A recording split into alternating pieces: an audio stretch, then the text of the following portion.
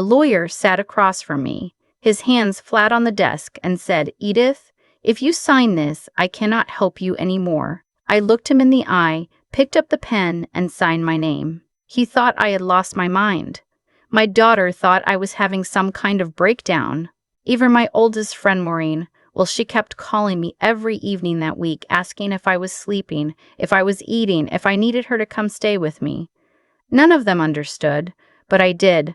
I understood exactly what I was doing. Let me start at the beginning, because none of this makes sense without it. My husband and I had been married for 41 years. 41 years.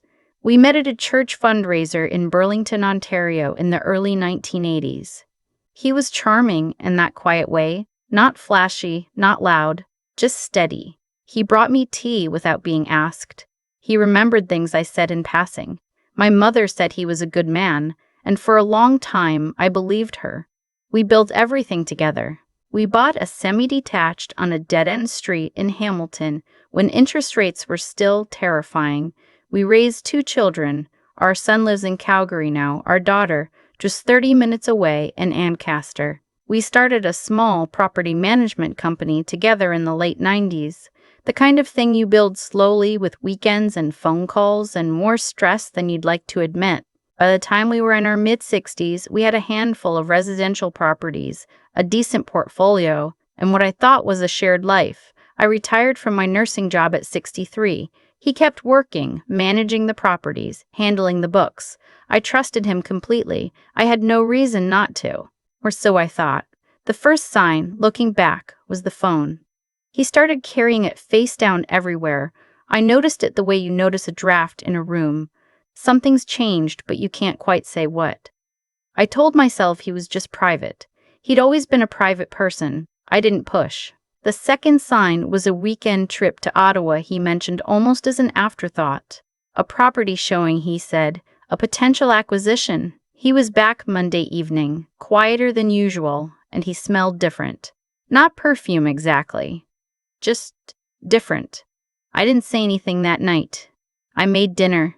We watched the news. I lay awake until 3 in the morning, staring at the ceiling. The third sign was a name. Vanessa. I found it by accident. He'd asked me to look something up on his laptop. He couldn't remember the name of a contractor we'd used years ago. And when I opened his email to search, I saw a thread at the top of the inbox. Subject line, Saturday, sender, Vanessa. I didn't read the whole thing. I read enough. I closed the laptop and walked to the kitchen and stood at the sink for a very long time. Outside the window, the neighbor's maple was just starting to turn. It was October. Everything was beautiful, and I felt like the floor had dropped out from under me. When he came home that evening, I didn't say a word about it. I needed to think. I needed to understand what I was dealing with before I opened my mouth. So I watched. For 3 weeks, I watched. I paid attention to the bank statements. We had a joint checking account, but he also managed a business account that I'd always left to him. I requested paper copies of both. I called our accountant, a woman named Patricia, who I'd met independently years ago through my nursing union, and I asked her, casually, if she could walk me through our current financial picture. Just updating myself, I told her. She was happy to help. What she showed me made my stomach turn. Several of our rental properties had been refinanced in the past 2 years. The equity we'd built, equity I'd put my retirement savings into, had been quietly drawn down. The money hadn't gone back into the business. Patricia couldn't tell me where it had gone, but she had questions. A lot of questions. Questions she'd apparently been meaning to raise with him directly. I thanked her and drove home and sat in the driveway for 20 minutes before I could go inside. That evening I finally asked, "Are you seeing someone?" He was washing his hands at the kitchen sink. He turned off the tap and dried his hands slowly. He didn't look at me. "What are you talking about?" "Vanessa," I said. He turned around then. His face did something complicated. And then, and I will never forget this, he didn't deny it. He just said, "It's not what you think." I asked him how long. He said 2 years. 2 years. I was making him dinner, doing his laundry, managing appointments at the cardiologist when his blood pressure spiked, driving him to his colonoscopy because you can't drive yourself home after sedation. 2 years. I told him to sleep in the guest room. He did. The next morning, I called a lawyer, not the one we used for the business, a family lawyer, someone I found through a friend, a man named Douglas who came highly recommended and had an office in downtown Hamilton. I told him everything. Patricia's concerns about the refinancing, the equity, the business account, the affair, the timeline. Douglas asked me something that changed everything. Did you know about the refinancing when it happened? I said no. Did you sign anything authorizing it? I thought carefully. There had been documents years ago. He always handled the paperwork, and I signed where he pointed, the way you do when you trust someone completely. I couldn't remember the specifics. Douglas told me to find every document I'd signed in the last 5 years. I spent the next 2 weeks going through filing boxes in the basement. I photographed everything with my phone. I sent the photos to Douglas. He and Patricia worked together to piece it together, and what they found was this. 2 of the refinancing documents had my signature on them, but the signatures didn't look right. Patricia had copies of things I'd signed over the years for tax purposes, and when she laid them side by side, they weren't the same. Douglas used a word I hadn't heard before in this context: fraudulent concealment. By this point, my husband had moved his things to the guest room more or less permanently. He wasn't unkind about it. He was almost eerily calm, the way people are when they've already decided what's going to happen next. He told me he thought we should separate, that it would be cleaner, that we were both old enough to know when something was finished. I said I agreed. What I didn't tell him was what Douglas had already found. The formal separation process began in January. Under Ontario family law, married spouses are entitled to an equal division of net family property, the increase in value of assets during the marriage.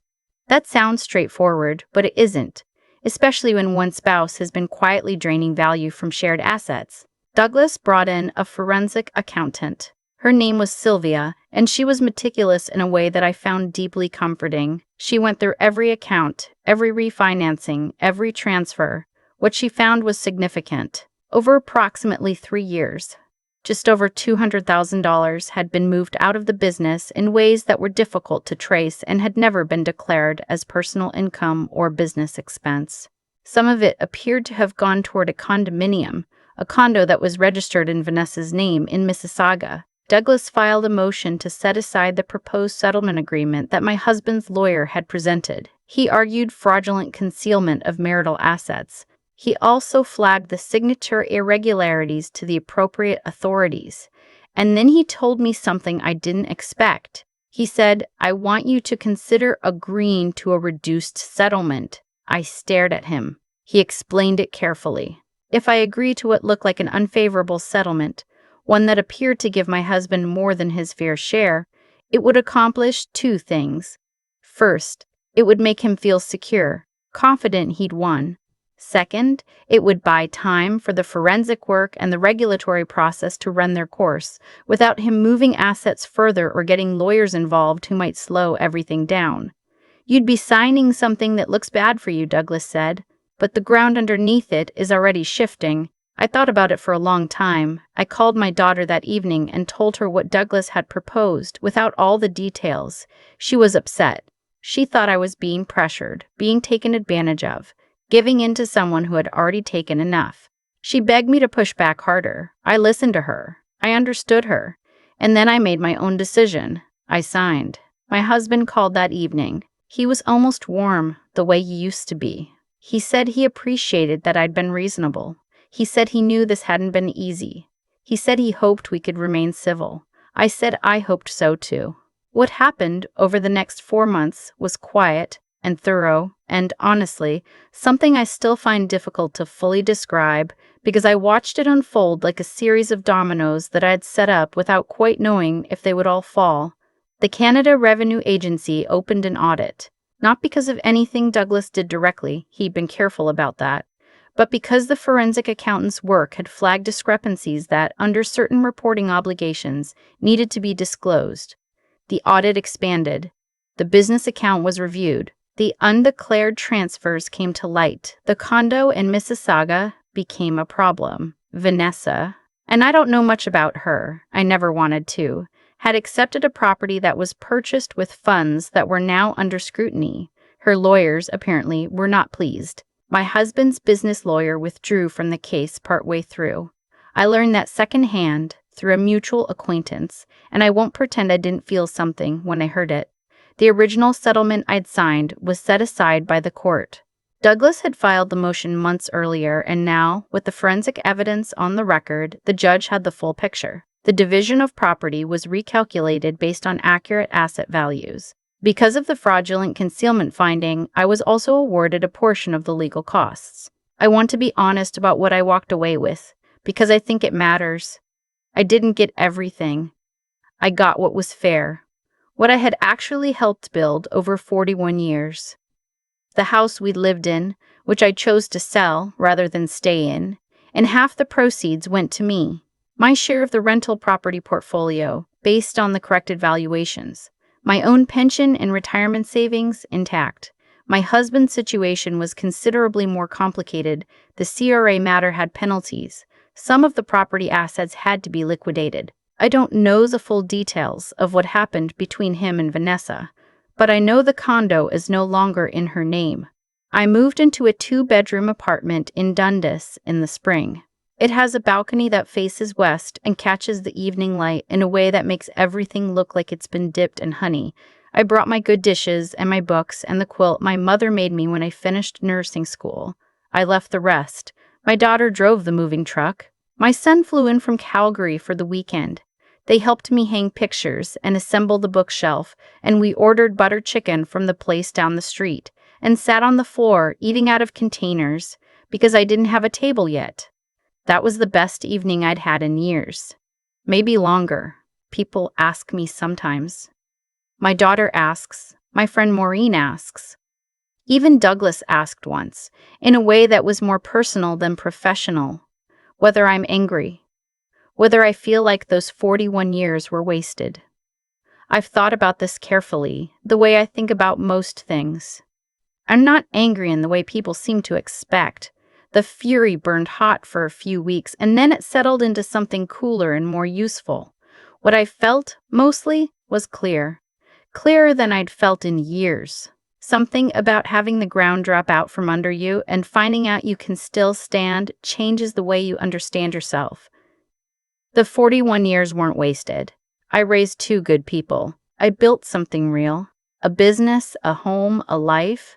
And the fact that one person chose to undermine it didn't unmake it. It's still there in the record.